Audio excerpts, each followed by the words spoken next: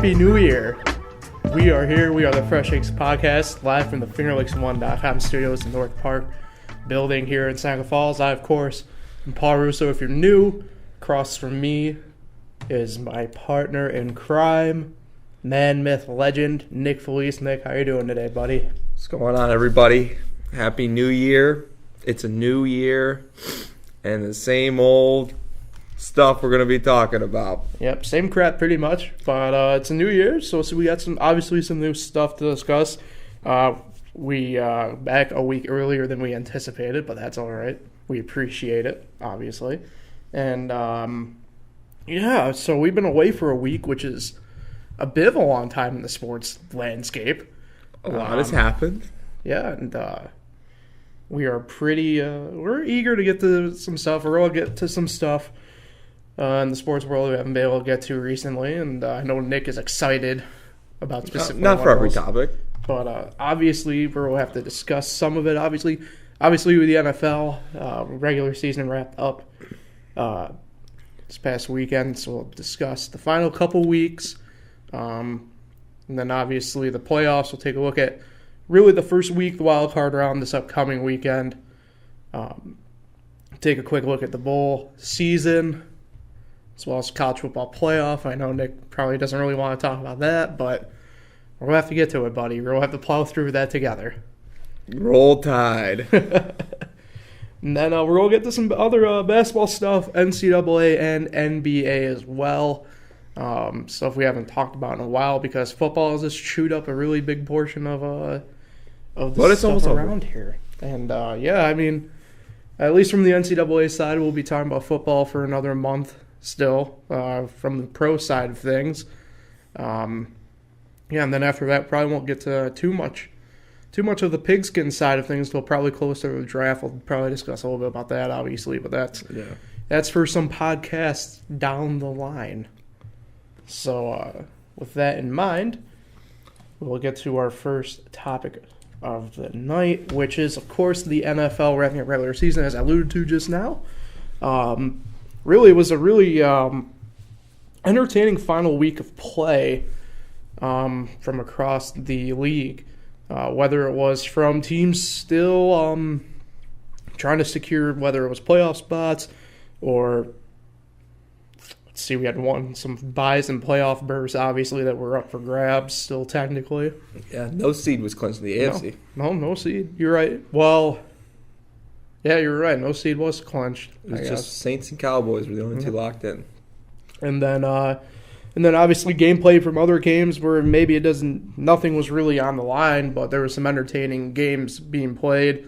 Really weird to say that the Bills were part of one. Josh Allen was making things look really entertaining in my opinion, but obviously we can get to that stuff. And then obviously some bigger headlines, especially the stuff within the past specifically couple of days coming out with the Steelers, what I'll go ahead and at this point call it an implosion because first you have the Bell saga, and now you have stuff with Antonio Brown, and you kind of wonder what's going on behind the scenes for the Steelers.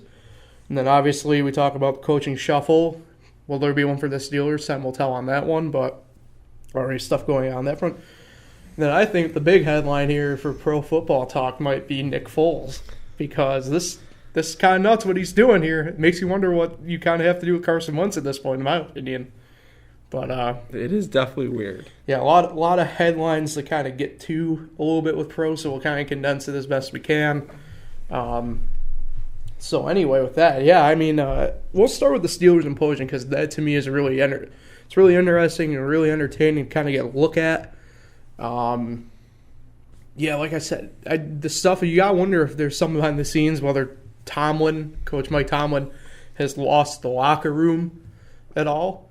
Kind of makes you wonder. I think he has a little bit. This obviously isn't the first deal with Antonio Brown. No. Obviously, the multiple instances where Le'Veon Bell has locked out, not locked out, but hold out. Thank you. Held out for whether obviously a new contract, but obviously throughout the seasons, past couple seasons, demanding the more money, and he'll walk if he doesn't get it. So it kind of makes you wonder what's going on over in Pittsburgh. It really does. Well, as a Pittsburgh Pirates fan, I know a little bit about the city.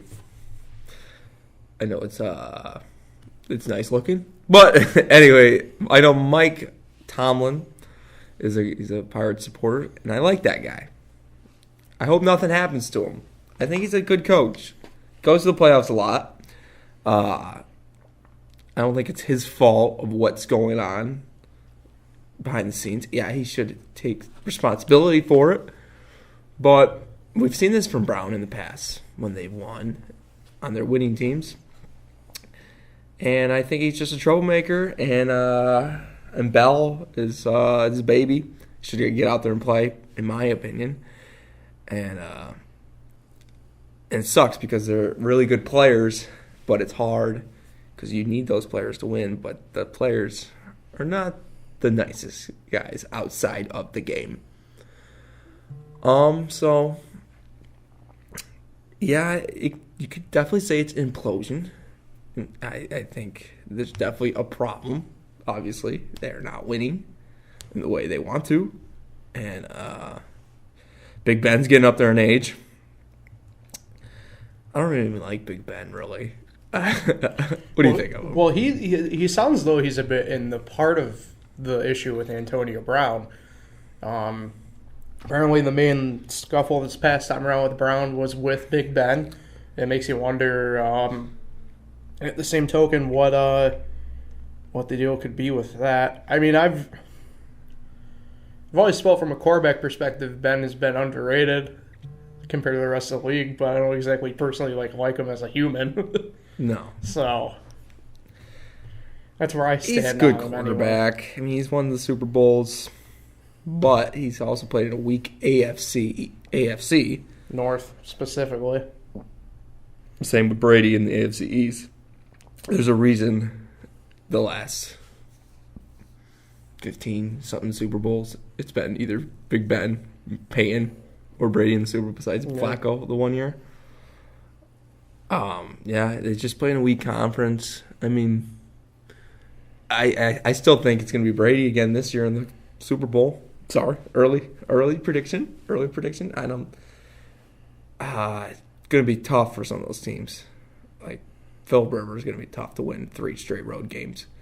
And Pat Mahomes winning in his rookie year would be tough as well. So I think there's a really good chance Brady could get back to the Super Bowl, but we're talking about Big Ben here.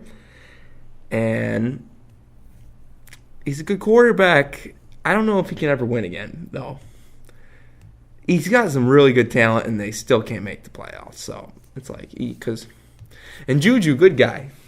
I love Juju. Went out there and tried to win for his fantasy teams, and they awarded him MVP of that game. His team did, after he kind of blew the week before. But I don't know. They got a problem. I hope Mike Tomlin stays. But yeah, Brown might be out. Yeah, I think it's more than likely Brown will probably be gone. Hopefully they get something good for him. I'd say a team to keep an eye on with him is Detroit. I'll drop a little bit of the nugget on that one. A Super Bowl pick. Yeah, so I'd say the team to watch on that front will be Detroit. They do have some picks that they can kind of move around. Maybe a player or two that they can move around. Obviously, it gives Stafford a weapon he really hasn't had since Calvin Johnson retired. So maybe the Washington Redskins? Yo, we got bigger problems than that, trust me. Oh, boy. Fire Bruce Allen, by the way. Hashtag Fire Bruce Allen on all social medias. Anyway, the other topic here, another main topic we'll discuss really quick on a quarterback front, Nick Foles. Yes, this is definitely the biggest topic. Straight balling again. And like I said, it makes you wonder, what do you want to do with Nick Foles? What do you want to do with this Foles-Wentz deal? Foles is a free agent. Hold on. Foles is a free agent here at the end of the year. However, he appears to be doing better in this system than Carson Wentz is, you have to admit. Let's just say Nick Foles goes out there and wins the Super Bowl this year. You have to sign him again. You have to. It's like, yeah, like you got to pick one, obviously. Pick one.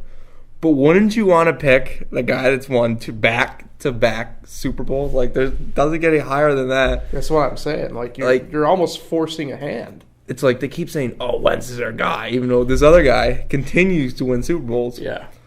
That's just saying if he does win, there's a good chance he could lose this weekend. Yeah. And yeah, you go back with Wentz, but you could just say last year was just a nice run.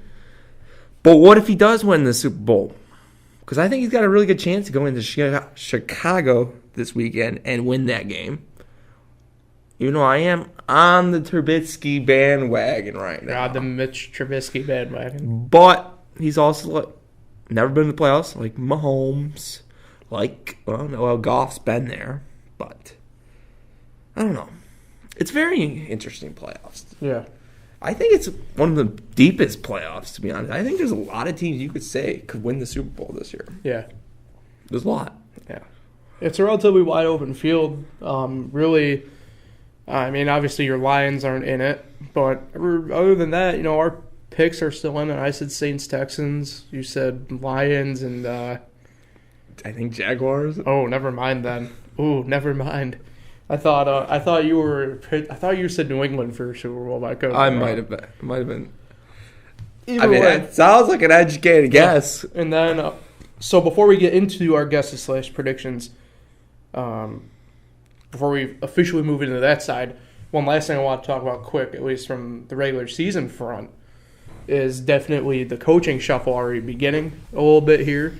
Although no official hires have been made, you're kind of seeing some people already popping up to lead the way. Coaches that were gone, run down briefly. Adam Gase from Miami has been relieved of his duties. Marvin Lewis from Cincinnati, finally, about 10 years too late, been relieved of his duties. Steve Wilkes out in Arizona, in my opinion, a bit unjustly fired. Vance Joseph from Denver, fired. Jets fans revoiced, Todd Bowles has been fired. And then elsewhere around the league, obviously the Browns technically have a vacancy. Green Bay technically has a vacancy. And then there are teams still that you need to keep an eye on, like we kind of alluded to. Pittsburgh, you don't know what they're going to do. They're likely to keep Tomlin, but certainly something to keep an eye on. All signs kind of point to, unfortunately, Jay Gruden returning for the Redskins. Not his fault. His quarterback got hurt. Yeah, but there's some interesting play calling and other stuff behind the scenes. But let's see what Alex. I want to see Alex Smith play the whole year and see what he does. Other than that, though, relatively appears everyone else relatively safe around the league, at least at the moment. Obviously, things could change in the playoffs that we just don't know about. I hate to say a bold one. Ooh, sorry to interrupt you. I'm all in on the bold stuff here, it's all you. I know it's never going to happen, but if Jason Garrett doesn't win this weekend... I've been saying this for a while now. Like, come on. Yeah. Like, he's gone to the playoffs, I think, 3 or 4 times now. Nothing. Maybe one win. I think the Lions game, they won. The flag game. Come on. Like, Jerry, I know that's your guy, but it's never going to happen, but it's like, you think about it, if they don't beat Seattle this weekend, if they don't even, show up against Seattle. And then it's funny you mentioned that because another Texas guy getting his name thrown around the shuffle now in the past couple hours has been Cliff Kingsbury, former Texas Tech head coach, current technically offensive coordinator of USC. His name's getting tossed around for the Jets head coaching job. And then obviously you got guys like McCarthy. It's a lot of whatever going by outside. Adam Gase is already being off. Adam Gase, tremendous offensive mind. He's already getting pretty much any interview he wants. So it would be interesting to see here in the coming days. I don't know who will jump first. And the thing is, they were all good fires. Yeah. The only one you could really make a case for is the Arizona guy. But I heard he just was not. I'd say Wilkes, and I'd say to an extent Adam Gase. But something has to change in Miami at this point. He's literally pretty much a 500 coach. I think he's only a few games south of 500. But and I think your brother said the year they did make the playoffs, they were only 8-8. Yeah. So, I mean, obviously something like that, you have to change up a little bit. But, I don't know who will be jump first. I'd say, honestly, obviously, I think the most lucrative job if you're a coach and you want success quickly, would probably be the Cleveland job, which is weird, obviously, saying that at this point. But it's probably the job you want most right now. You would think you'd say Green Bay with the star quarterback they got there. But he can't do some of the stuff Baker does. Baker makes football fun. You have a bigger playbook at your hands with Baker than you do. They do like the guy that was interim. Yeah, Greg Williams, I don't know if they're going to really stick with him. I know they're giving him an interview. They're giving their also technically interim offensive coordinator an interview. So it'll be interesting to kind of see what they go do on that front. Will Hugh Jackson ever coach again? Well, possibly in Cincinnati. I know he was one of the people they brought in to kind of see. True. So we'll see. It'll be interesting, that's for sure. Will Deshaun Kaiser ever win a football game? Yes. He played well, I thought, subbing in there. That's just me, but hey. Feel bad for the guy. I think he's like 0-10, 0-12 now. Yeah. So, with that in mind, we'll head into, obviously, the NFL playoffs and other predictions. And we're able to dive more in depth in each game a little bit. Obviously, there's only 4 games that we have to discuss this week for Wildcard weekend. So we'll start with the first game on Saturday at 4:35. The Colts travel to Houston. And that is on ESPN. Oh, look at you with your knowledge, Bob. I like that. Just trying to help the viewers out. Yeah, this will be I think it will be an interesting game. I think it will be a lot tighter than other games in the past with these teams this year. What do you think of that Indianapolis playing the first game of the playoffs after playing the Sunday night game? When they didn't, it wasn't their decision to play that Sunday night game. They forced them to play. I think once you get later in the week, it doesn't really make a big difference as it would, say, like a Thursday night game. I mean, at the same token, you'd be clamoring to get that Sunday 4:40 game. But I don't know. I think at this point in the season, if you're better than the other team, you're better than the other team. If not. So. And I think Houston is better than this other team in Indianapolis. Because I saw the Colts play one time. I've only seen a couple Colts games this year. Sorry, Andrew Luck and Jack Doyle. Jack Doyle. Yeah, they saw them play the Patriots, and they just were not in the class of the Patriots. So, yeah, this is the ESPN games have always not been very good games since they've been carrying a playoff game. Yeah, and it might be the last game with that crew this year. A lot of people have not been liking that crew. I know you like Booger. I like Booger. Booger is Booger is pretty knowledgeable. Like, he actually gets it. Witten's come around really good. I've never liked Joe Tessitore, though. I don't think he's done really good in this role. So, that's just me. I think that's a bigger question than the actual game itself, is will they come back next season? Bring back the Booger-mobile, 2019. You like that he's on that chair. Yes. Back to you, Nick. Anyway, I think this is going to be a blowout. Like 34. They'll get a couple points at the end, maybe 17, 34-17. I think Deshaun Watson is by far, maybe not by far, but he's the better quarterback. And you wouldn't say that a couple years ago with Andrew Luck, obviously, because Deshaun Watson was in college. But yeah, I think the quarterbacks in this year's playoffs are pretty damn good. Yeah. It's a lot of good quarterbacks. And there's a lot you could say, oh, it's this guy's year. It's Phillip Rivers' year. Oh, it's Deshaun Watson's year. It's the year of Mahomes. It's Russell Wilson's year again. I don't know. But in this game, Houston will dominate. Yeah, I think Houston will win. I think it's going to be closer. I think the key thing in this matchup is going to be, there's 2 keys. Specifically the defenses. Houston's had a top 5 defense all year. Indy's D's come on strong lately. They technically have the leading tackler in the NFL on their team. Many people don't know that. Who, by the way, is not in the Pro Bowl. And then secondly, the running games for both. Marlon Mack, Hines for Indy, obviously Lamar Miller, Alfred Blue for Houston. And then if you want to also count in Houston with that one, you can count in Deshaun Watson as well. I think whoever can get the edge on defense, get the edge on run game, as we'll win this game. I'm gonna go with Houston. I mean, they're my one team in the Super Bowl. Obviously, when we predict at the beginning of the year, I like Houston. 20-16 in this game.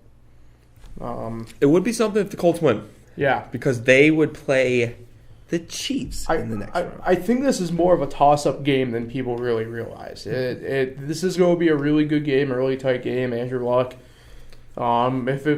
This is going to sound weird, and I don't know if I'm so much crazy for saying this, but man, if it wasn't for like the year Mahomes has had, the year that Goff and Gurley have had, man, he makes a strong case for MVP. He really does. So, Andrew Luck. Yeah, he really does. Numbers may not fully say it; they say to a degree, but it's hard to take a team that was 1-5, I think, at one point, whatever it was, to the both them and Houston were bad to the playoffs. It's interesting. I'll say this quick before we move on to the other Saturday game. You talk about the quarterbacks, so obviously in that matchup you have Andrew Luck and Deshaun Watson. The other AFC wildcard game, you have Phillip Rivers and Joe Flacco. Is it Joe Flacco? Well, that's a good point. Obviously, Lamar Jackson. And then obviously the Chiefs have Mahomes, Patriots have Brady. The NFC side, you have Russell Wilson, Dak Prescott, Nick Foles, Mitch Trubisky, Jared Goff, and Drew Brees. Those are some quarterbacks right there. That's some high-powered matchups you're going to have. A lot of Super Bowl rings. Yeah.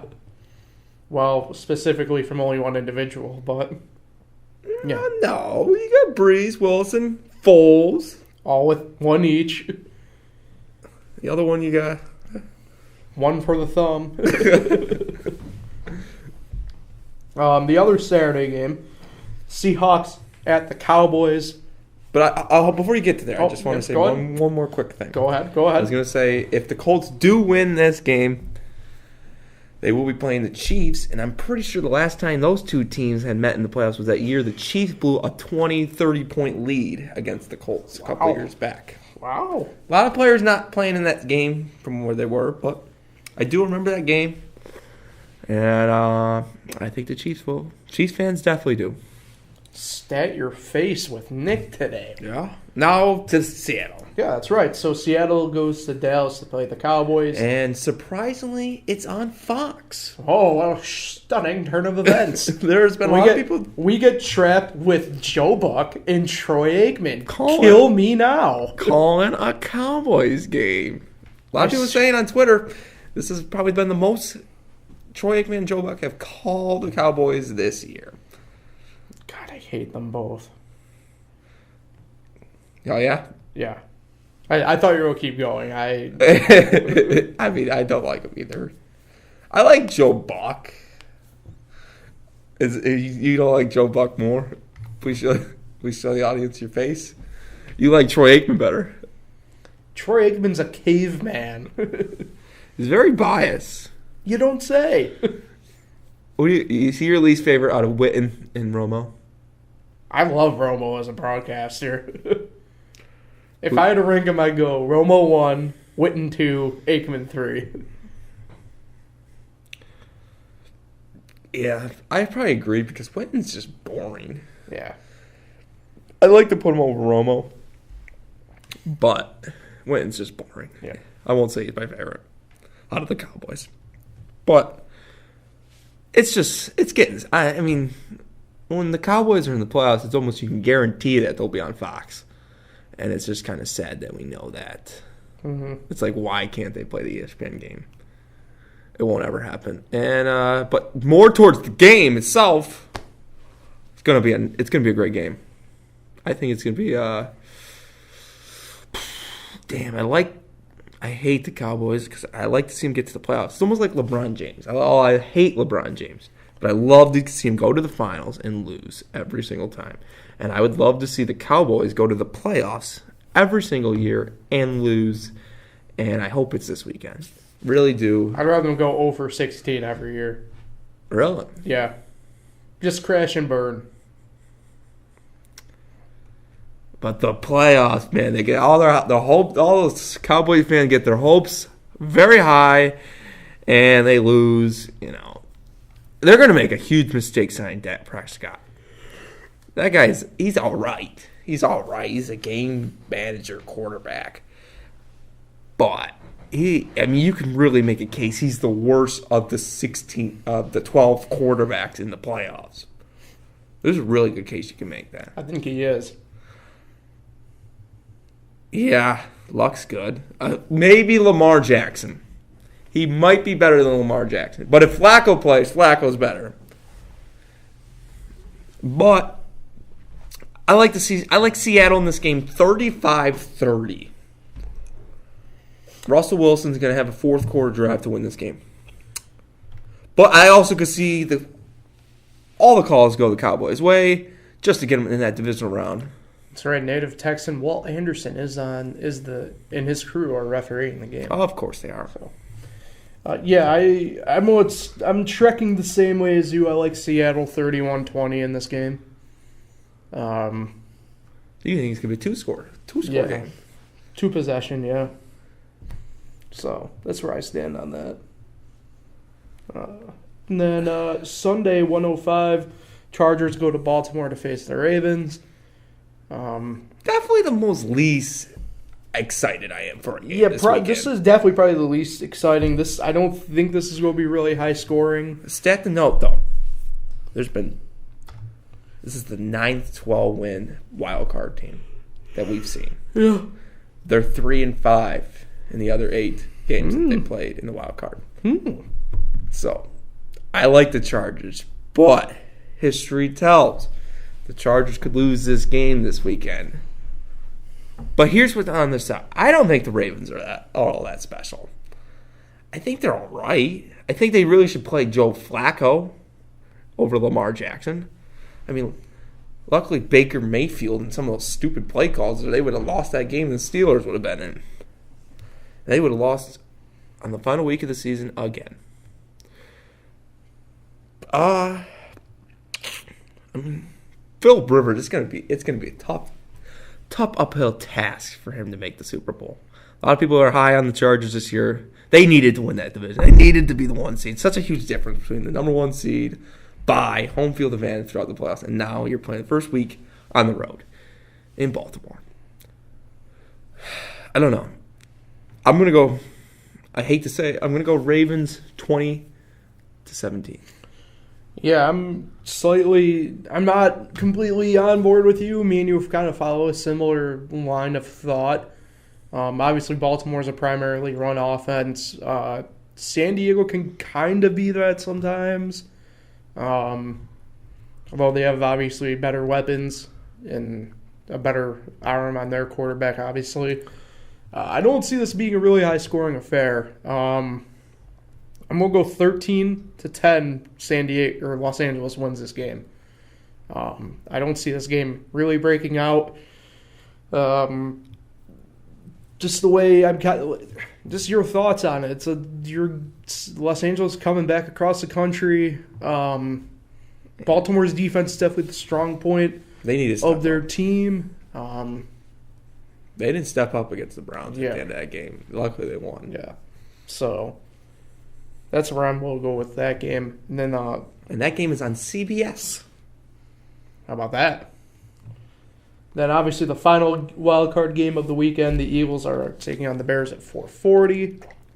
This game is going to probably be, if you're looking for excitement, should technically be probably really the most exciting game you got. But you never know, obviously, in the playoffs. And this game is on NBC. Honestly, you get the two best. As much as I don't like Collinsworth, but I gotta respect the guy here. I mean, he's good. Yeah, this game should be an interesting one. Should be a fun one to watch. Obviously, the Bears' defense is terrifyingly frightening. They're the highest scoring defense in the league. Obviously, their offense not as potent or as high flying as their defense is, but at the same time, they can get it done. The Eagles, man, they were clicking at the right time, though, really, to be fair. On all bounds, their defense came around really big, especially with Fletcher Cox. and Michael Bennett up front. So, and obviously Nick Foles carrying that offense right now. So, should be an interesting game. And this sucks for us because we're Redskins and Giants fans. Yeah. We're stuck here talking about the Cowboys and Eagles. As much as I hate Cowboys fans, I really, really hate Eagles fans. They're dirtbags. I'll just come out and say it. They are dirtbags. They are scum. I mean, I'll say that part of it. Cowboy fans are just cocky. Never forget. I was watching an NFL Films thing the other day. So never forget. This was probably something that you maybe don't know about, Nick. But back in the 90s, when they were still playing, you probably remember from the baseball standpoint, Veterans Stadium in Philly, where the Phillies played the home games, up until Citizens Bank, obviously. And then the Eagles also played their home games there. But the turf was notoriously hard. Cowboys wide receiver Michael Irvin got knocked out. He was laying motionless on the turf, not moving, not responding at all. And Eagles fans were cheering. So what does that say?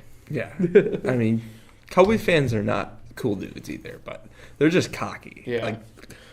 They haven't made an NFC championship game since the last Super Bowl 25, 30, 500 years ago. They're like me, the Yankee fan, and you, the Notre Dame fan.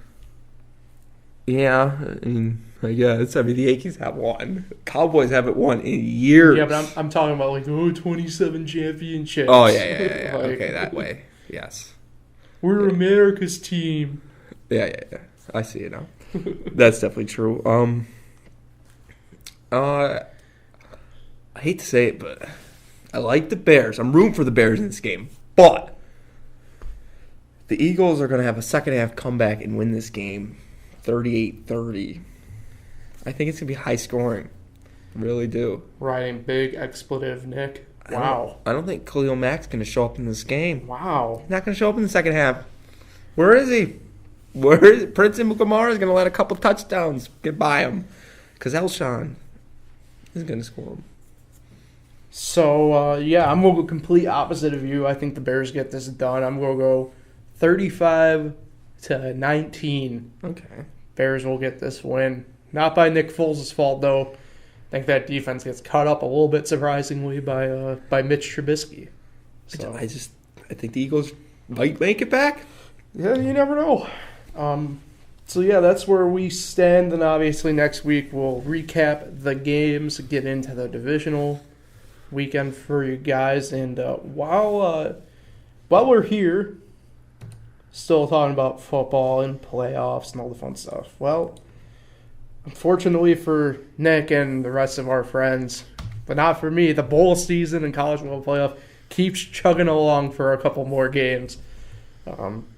Locally here, and luckily for me, Cuse, we brought home that hardware, and I don't care what anybody says, that Will Greer sat out. Guess what? He sat out. We still won. It doesn't matter. The coach, Daniel Holgerson, he's going to Houston now, apparently, which is really weird. But, Cuse, we brought home the hardware, guys. We did it. Really exciting 34-18 point victory over the Mountaineers. Really, it was a fun game. The clips I was able to catch, I was helping out with the broadcast of over in the Geneva Holiday Classic. Those were some fun games, by the way. If you haven't been able to catch those games, not to get too off track, especially the North Star Christian Lions game. You can check it out on the Finger Lakes 1 YouTube page. That was a really fun game to be able to help and work out with. A lot of fun basketball, surprisingly. At least our friend group that we hang out with, Nick, surprisingly good basketball being played there. High-paced, very little defense, but it was a fun game to watch, fun game to work. But the clips I was able to watch and the updates I got were very positive for Syracuse, and it was really fun to watch. So I don't know if you were tuned in at all in that game, but other than that, bowl season's kind of chugs along.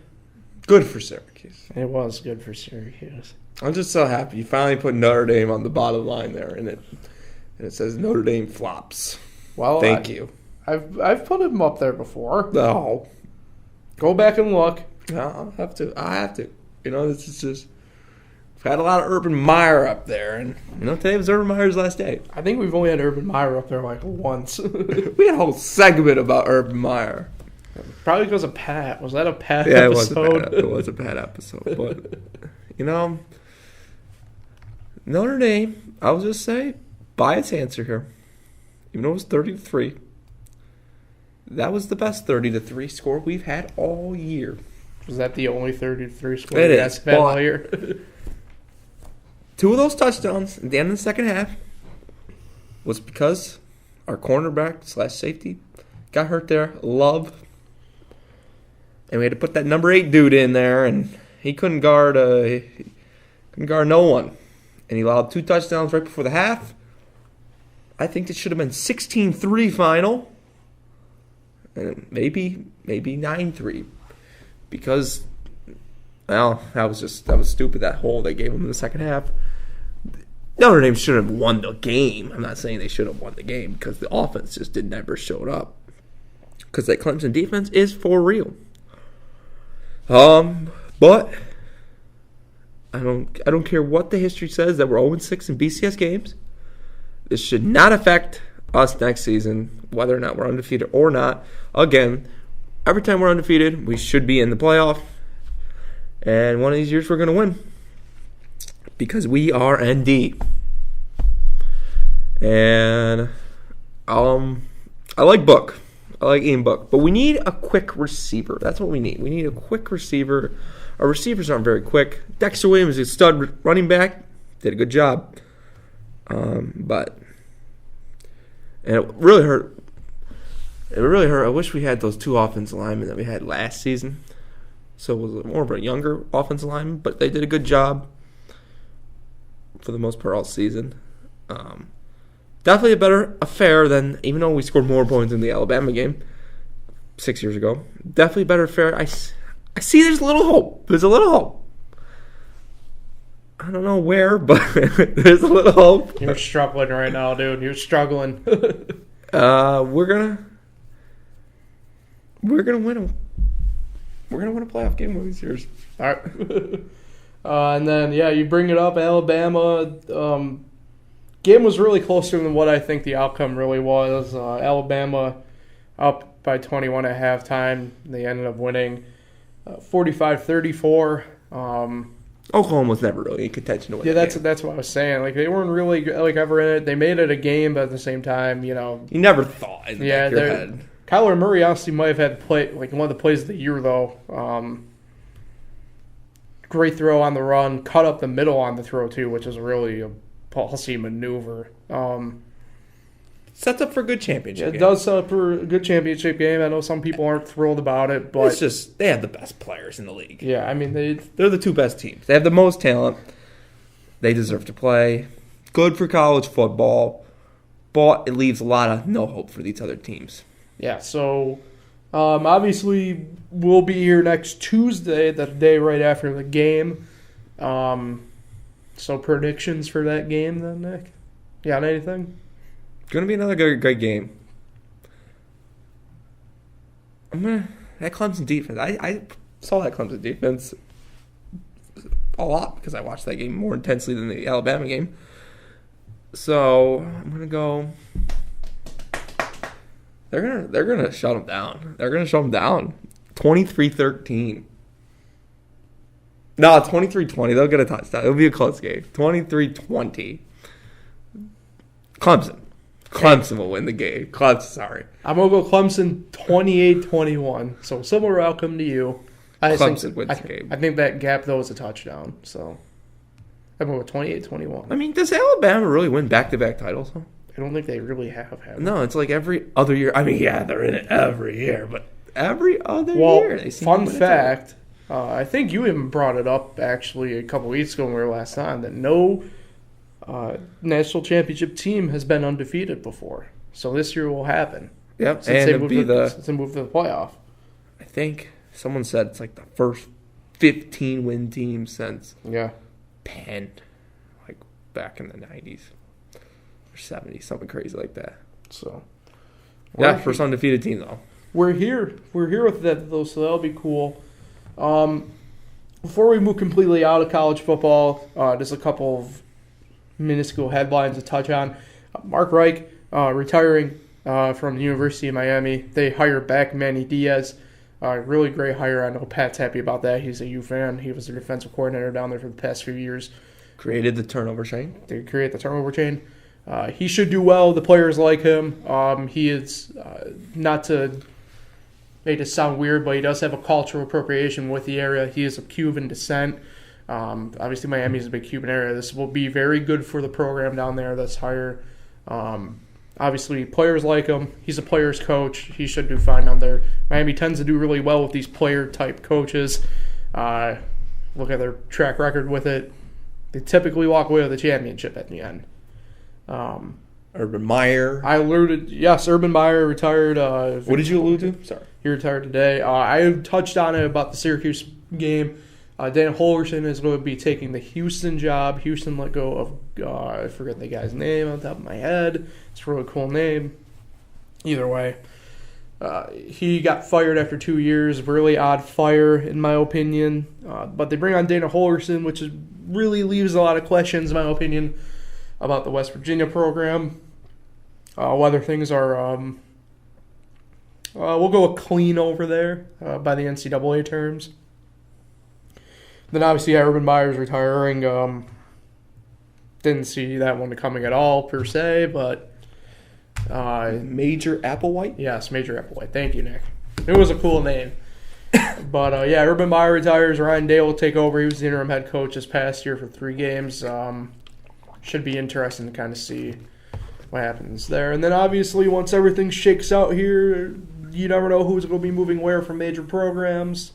So should be interesting here in the next 10 to 20 days in the college football world in that regard. Yeah, and next week would probably be it for college football for a while. Yeah, probably, once again until we get to the draft early, but that's only because obviously... That's NFL as well. Yeah, but the players coming out of college, and then obviously if there's any other major college news that breaks out, yeah, we'll obviously discuss it. We wouldn't leave, obviously, major headlines out there for you guys to kind of worry about. So we'll stick with the collegiate aspect of it. Oh, go ahead, Nick. No, just getting you a little transition intro. Just saying you're the college football expert, and I'll be the college basketball expert. Right. Well, speaking of college basketball, we are here. College hoops hitting high gear. We're past the New Year's when conference play starts. For most of the conferences, I think there's a couple of them that really started. I think, last week? Big Ten started last week, I think. Yep. ACC started today. Yeah, so spelled stumble wrong, but that's okay. It's New Year's. But yeah, Syracuse stumbled really... New year, no shame. Yeah, Syracuse stumbled really bad here for a stretch in December.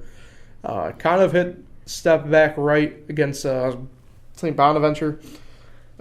You can say what you want. Obviously, Bonaventure minus their leading scorer from last year, but that's the type of game you need to head into conference play for Cuse. They looked really good without Chukwu out there, which is interesting, at least in my opinion. I feel like you don't necessarily need Chukwu out there, but it's one of those guys where I'm like, all right, put him out on the tip and then probably pull him because getting that opening tip is big. It was a good win. It's finally like a win. I know they blew out Arkansas State, I think it was. Yeah, but Bonaventure's a nice, good win before you get the conference play.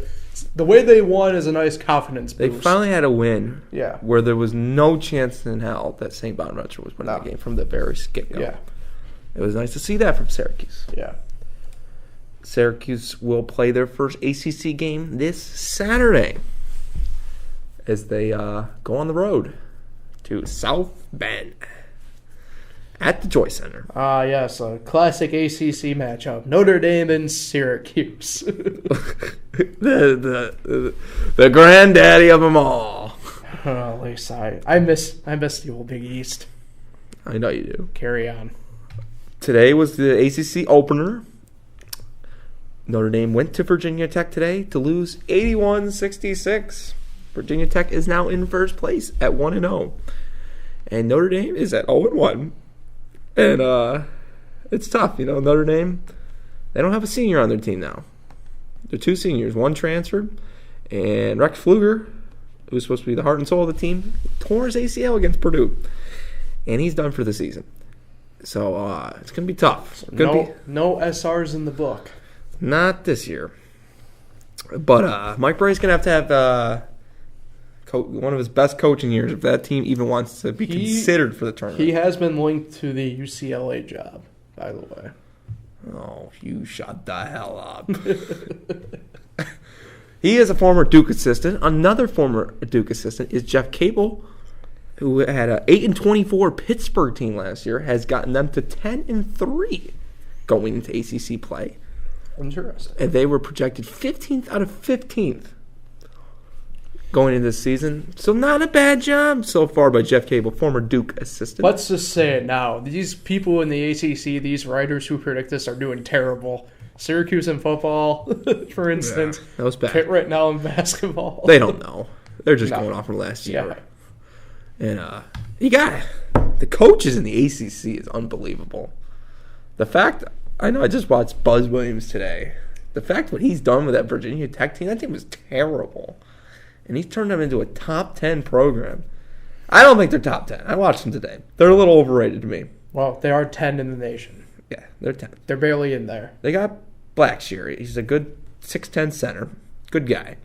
But, I mean, they're good. They're good. They might be a Sweet 16 team down the road. I don't look at them as a championship team. I haven't really seen Florida State play either. They're ninth.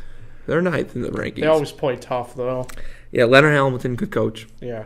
They always got big guys, it seems like. I think you really look at the threats. Duke and Virginia, obviously, top tier.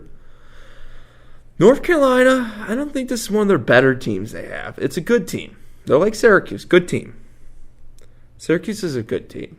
I don't care what they've been doing. They're a good team. They got good defense. And they should be. I think they could beat Virginia with their defense. I don't know. I've seen Duke play. They're pretty good. A lot of Syracuse fans, maybe you say when they come into the Dome, they think Syracuse is going to win that game. We are. They ain't used to something like this. I don't know. And it was tough for that game for Syracuse. They play that game on Saturday in the Dome. I think it's like the next Monday or Tuesday they go to North Carolina. If they do win that game, perfect. It would be a hung-over game. There's no way in hell they're going to Chapel Hill 3 or 2 days later. We got Duke, though. There's a good chance they could lose both of those. But I think if Syracuse goes 11-7, they're in. 11-7. They haven't done that. This is the 6th year of the ACC, so hard to believe. Notre Dame, Pittsburgh, and Syracuse have been there for 6 years. Syracuse has not been over 500 in the ACC since their first year when they went 14-4.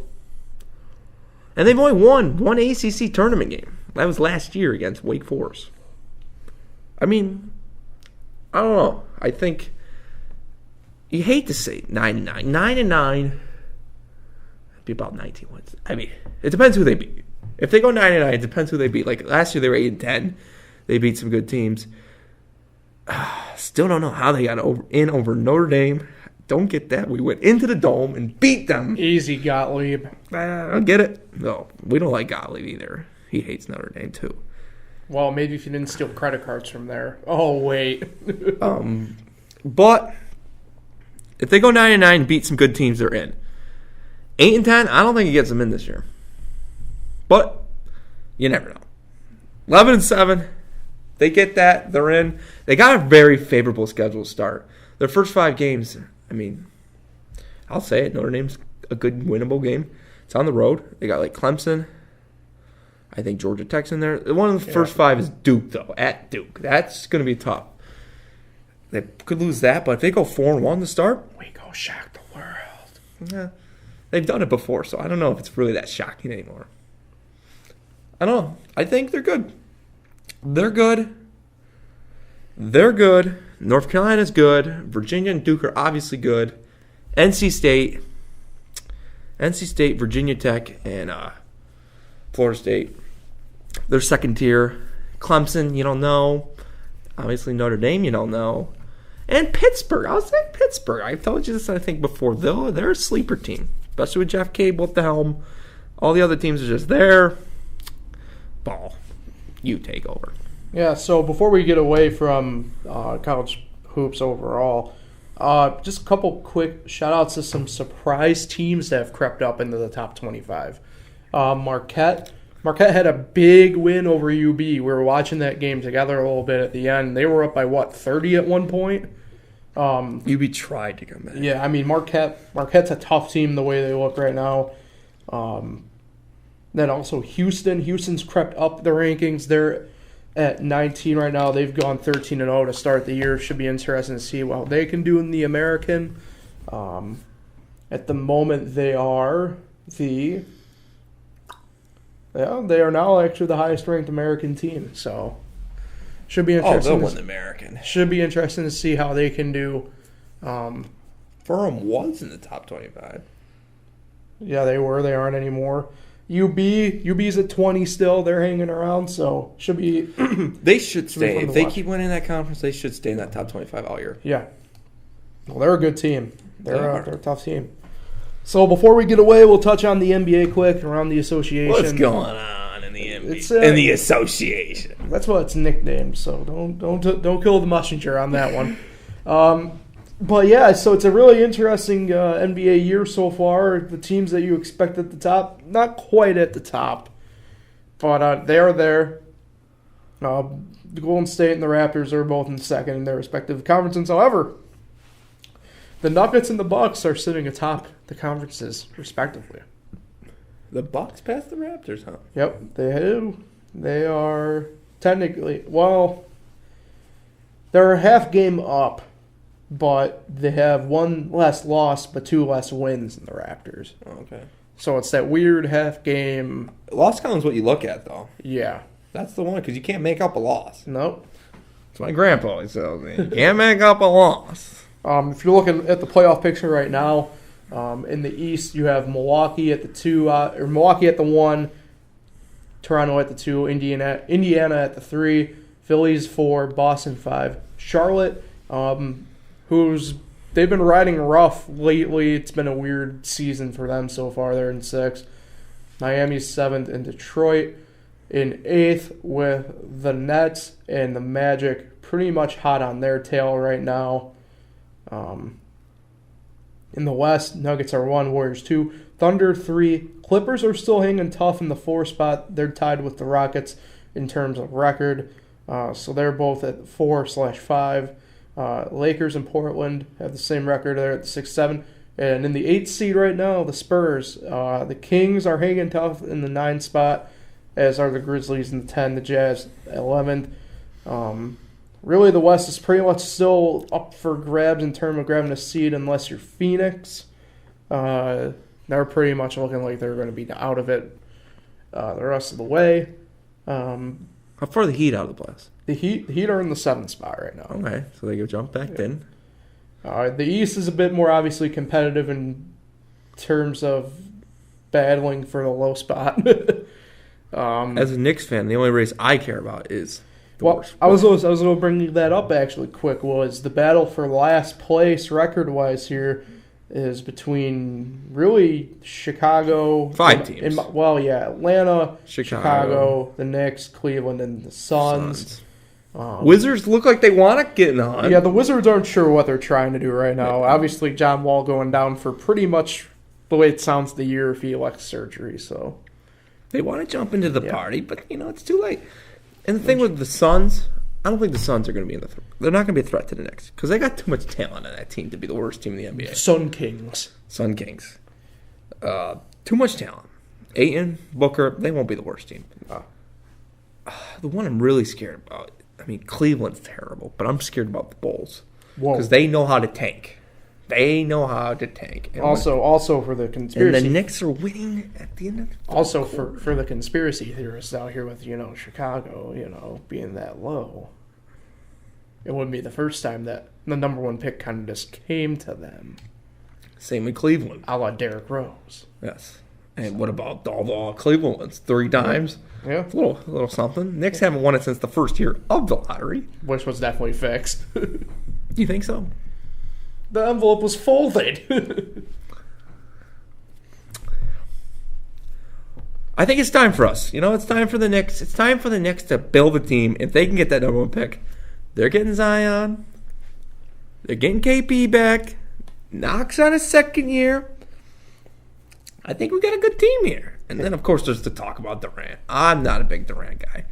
I mean, I'm a big Durant guy. I'm not a big believer in Durant coming to the Knicks because I think he's a baby, and I don't like him unless he plays for the Knicks. Then I'll root for him because imagine Zion, Knox, KP, and Durant. That's a real threat for the championship right now. I'm gonna tell you actually, Nick, that in my career in 2K, KP is back, and it's January 2nd in my career, by the way. Really? You're a day in the future. Perhaps something is afoot with the Knicks. You think he's coming back tomorrow? I don't know about tomorrow, but maybe soon. Okay. I'm trying to provide some hope for you. I hope he doesn't come back all year. Why would he? We're trying to lose games. That's why we have Luke Cornett out there right now. So, yeah. I'm serious. We do have Luke Cornett. I know.